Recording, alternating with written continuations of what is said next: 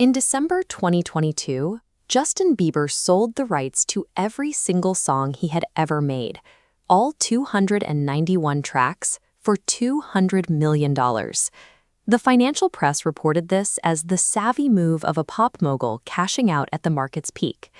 In reality, it was a move for immediate liquidity. Bieber was selling his life's work just to stay afloat.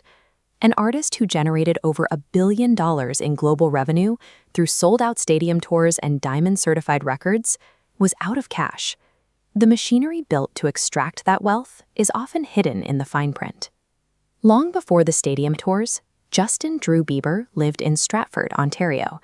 Raised by a single teenage mother in low-income housing, his bed doubled as a pull-out sofa. Money was tight. When they ate at restaurants, his mother made him order water instead of soda.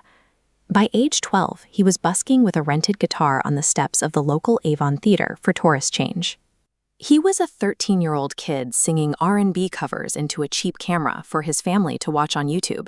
He had no industry connections and zero understanding of how the music business actually worked. Then, a marketing executive named Scooter Braun clicked on one of those videos by accident. Braun tracked down Justin's school, convinced his mother, and flew the boy to Atlanta to record demo tapes. Within weeks, the kid who couldn't afford a Coke was signing major label contracts. Walking out of poverty into global fame meant stepping into a financial system built to take advantage of that exact vulnerability. The standard music industry contract contains a series of financial mechanics that can trap a young artist before they ever set foot in a studio. To a poor teenager, massive cash advances feel like winning the lottery, but they are recoupable loans. Artists repay them using a meager 10% royalty share. Through cross-collateralization, unpaid debt attaches to the next hit record. The artist is permanently trapped. While Justin's finances were locked in this cycle, Scooter Braun's team controlled his daily schedule, his media appearances, and his personal relationships. Every time he stepped onto a stage to sing for a sold arena, he was working off a manufactured, compounding deficit. Relentless pressure and a total loss of autonomy will crush an adult. For a teenager, a breakdown is a matter of time. In January 2014, Justin was arrested in Miami Beach. He faced charges for driving under the influence, resisting an officer, and driving with an expired license. His smiling mugshot was broadcast worldwide. Toxicology reports confirmed he had marijuana and Xanax in his system. He was 19 years old, using prescription anti-anxiety medication to stay afloat while the world watched him unravel. Scooter Braun later admitted his team was living in hell. Justin was in such a dark place that his own management feared the young singer might die. The public watched a broken teenager fall apart and treated it as a joke. The system around him kept pushing him in front of the cameras. By 2022, Justin had pushed through the public shaming and launched another comeback. But a decade of extreme exhaustion finally caught up with his biology. He woke up one morning and found that the right side of his face wouldn't move. He couldn't blink his eye or smile. He was diagnosed with Ramsay-Hunt syndrome, a rare neurological disorder affecting 5 in 100,000 people. A virus had attacked the nerve in his ear, causing full paralysis on one side of his face. His body physically forced the machine to stop. He had no choice but to suspend his 131-date Global Justice World Tour. Stopping a tour of that scale triggers severe financial penalties.